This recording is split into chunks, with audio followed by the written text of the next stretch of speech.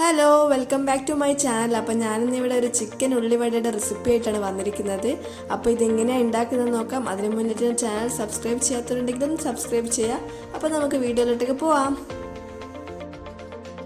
അപ്പോൾ ഞാൻ ഇവിടെ എടുത്തിട്ടുള്ളത് ഒരു 5 സവാളയാണ്. ഇതിലോട്ടേക്ക് ഞാൻ ആവശ്യമായിട്ടുള്ള ഉപ്പും കൂടെ ചേർത്തിട്ട് അരമണിക്കൂർ മുന്നേ മിക്സ് ചെയ്ത് വെച്ചിട്ടുള്ളതാണ്. ഇങ്ങനെ ചെയ്യുമ്പോൾ നമുക്ക് എക്സ്ട്രാ വെള്ളമൊന്നും ആഡ് ചെയ്യേണ്ട ആവശ്യമില്ല, ഇതിൽ തന്നെ ഉണ്ടാവും. ഇനി ഇതിലോട്ടേക്ക് 1 കപ്പ് കടലമാവാണ് ആഡ് ചെയ്ത് കൊടുക്കേണ്ടത്.